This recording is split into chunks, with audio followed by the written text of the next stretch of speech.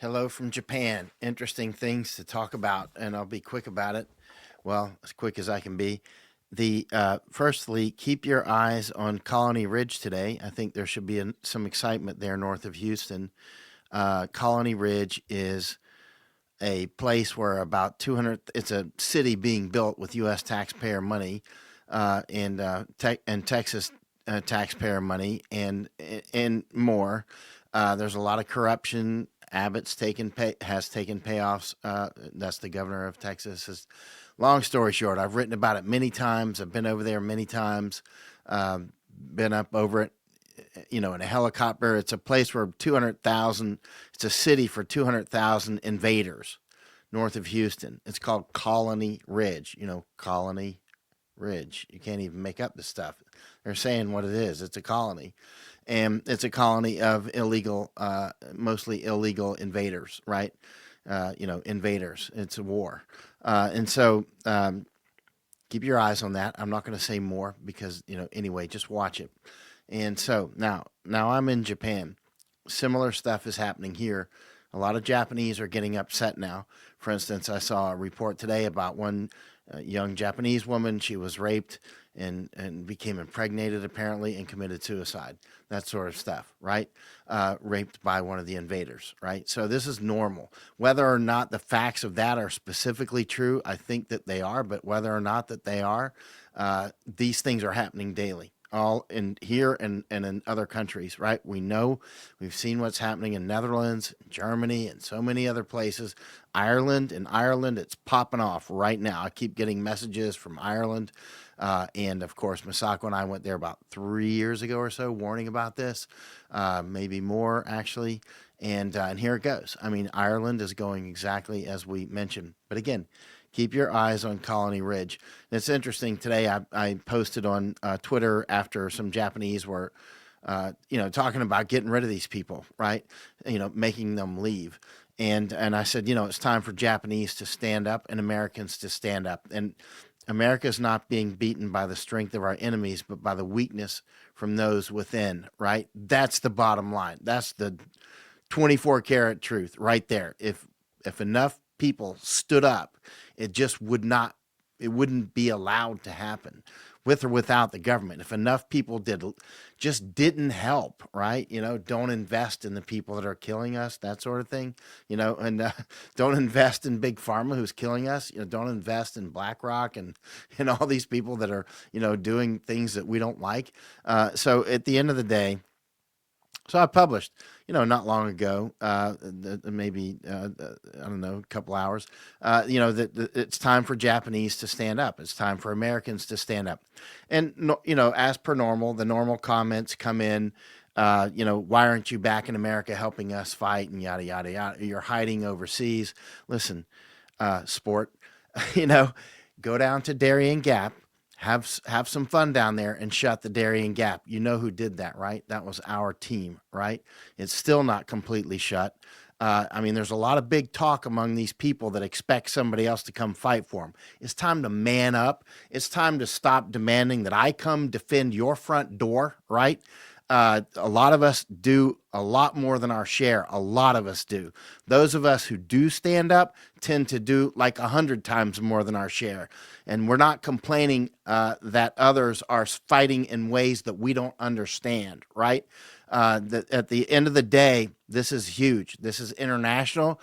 People that are not doing any sort of resistance whatsoever are part of the problem. The people that are smoking dope and watching Joe Rogan and saying it's about my freedom, they're part of the problem. They are the problem. In fact, they are the problem, right? So you see what's happening you're going to watch Colony Ridge today, and whose team made that happen. Just keep your eyes on it, right? So now I'm in Japan. We're still studying hard here, of course.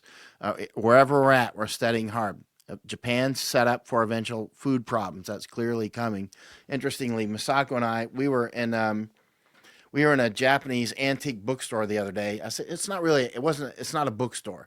A lot of the booksellers here, you're not going to find, there's no storefront, right? You have to find somebody tells you about it, or it's like Fight Club almost. I mean, they'll have little websites, but this place called, Well, this place here, it's called Aobane, like Aobane, Aobane. It's a little antiquarian bookshop, and there's the little dove of peace on there. Well, not there. It's one man that owns it. Look at that. It, it says that in Latin. It says it's not how many books you own, but the quality of the books, or something like that. I don't speak Latin, but that's what it looks like. It says, and the so that's down in Kyoto. So he's got a website, www.aobane.com. And so anyway, Masako found it and asked if, because we're how do we predict these things? We spend a lot of time in so many different. We're either down in the Darien Gap, or I spent years in the wars and that sort of thing. And over time, you build up a base of knowledge that's quite helpful. But a lot of that includes just being in the books, right? And so we're constantly looking for little gems. And so it's interesting. I'm going to tell you a story because we went into that.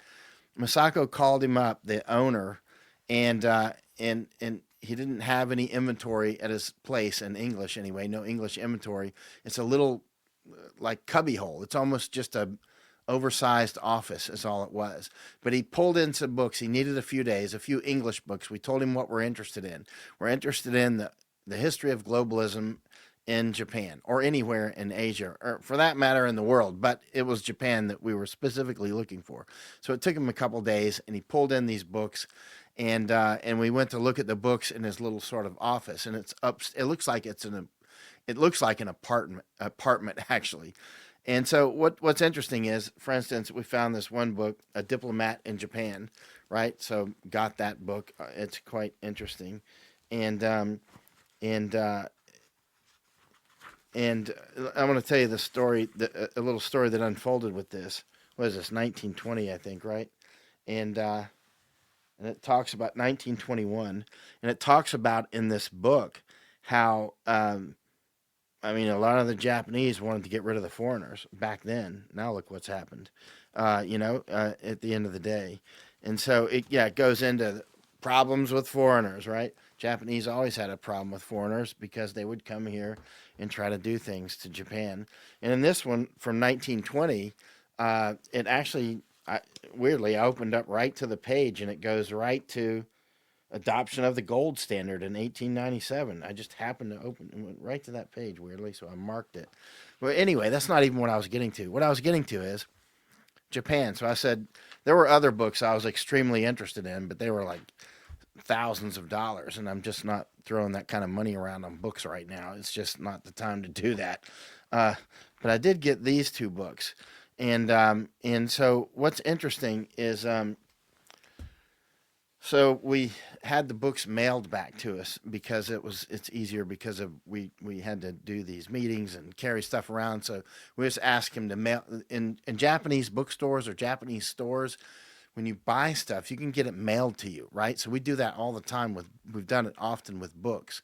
So if you come to Japan and you want to buy books or something like that, and you give them your address back in United States or Canada or Germany or wherever, they'll mail it to you, right? So you don't have to carry it on your carry-on luggage or whatever.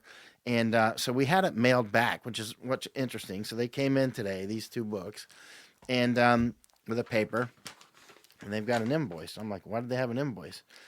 Because and Masako said we didn't pay for it. And I was like, oh, we didn't pay for it. Well, he mailed us the books, and and but because I thought we'd paid for them. And so, but what's interesting is it's such a high trust society that the man just mailed us these books, and this is over $300. It's $330. It's got some really interesting information in there, and I wanted those. And but he just sent us a bill. He just sent us the books and sent us a bill. He said, when you get the books, please wire the money to my account. That's how high trust the society is. We come in. I mean, we could have picked up thousands of dollars worth of books, and he would have just done that. And he could tell though we're quite serious researchers because he could see by the type of questions we were asking.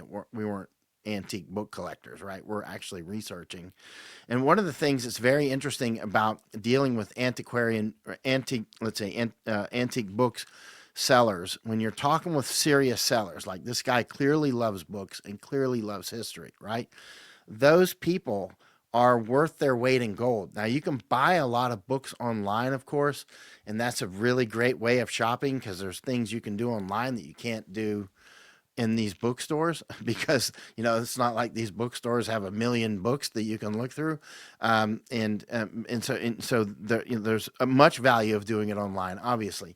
However, one of the benefits of going into these antique bookstores, or in this case, the closet, and which had some gems, is they know so much. For instance, in Tokyo, some of the antique bookstores that we spend so much time in, we one of the reasons we spend so much time in there is because the booksellers are inevitably are older people. They just know, they're like, oh, the book that you need is such and such, and it'll be some book neither one of us have ever heard of, right? So that's not the sort of stuff we would have found online. We find it by going and talking to these people that know the architecture of knowledge that we're trying to get into here. We're trying to figure out, like um, like this book talks about the opening of the ports in Japan, which is something we're specifically interested in, and he had that. You know what I mean? I don't. I wouldn't have found that online. Actually, I found it because he just knew, right? And yeah, so quite interesting. But and again, interesting. He just sent us the books and said, "Please pay me when you can." It's like, but so if you want to buy books from this guy, I would suggest talking with him. He speaks English, and his uh, his knowledge of books is extreme. And in fact, I wish we had an entire day to spend with him. Just screenshot it. So, and I'll read that out again. I'll read out the name of his. His name is Takayuki Hada. So Hada, Hada, Hada-san, Hada. So it's Aobane Antiquarian Bookshop. So it's Aobane. So Alpha Oscar Bravo Alpha November Echo and .com. So and you can yeah go see that guy's books. I mean, he's got a lot of English, but he's got a lot more in Japanese. He had a lot in Dutch, and he had some in German and French. And some of these are gems. I mean, some of the books are extremely expensive, though. So I'm not. I mean, some of these are about the original opening up of Japan centuries ago, and they're centuries old books and centuries old maps and that sort of thing. And actually, he sent this with the two books. It's just like out of the blue. We didn't ask for it. We didn't. This Japan. I love this place. That such a high trust society just sends us the books and says, "Pay me when you can." I got it upside. No, it's not upside down. Yeah. So he just sent this. We didn't ask for it or anything. No. Yeah. Isn't that nice? It's a map. And it's got the hidden Christians. I think he's a Christian because of the I didn't ask him, but because it's got the dove with the olive branch and the and but see, this is a map of where the hidden Christians were. That's why I think he's probably Christian. But I didn't see any icons in his and oh, look at that, a printing press. Printing press. Yeah, look at that. Huh. Right.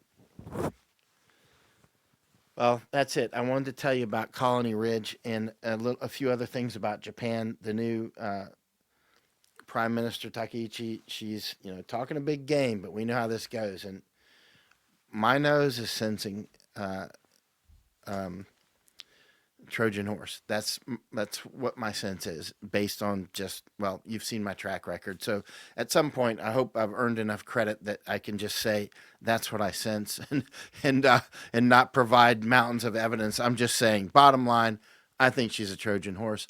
I hope I'm wrong.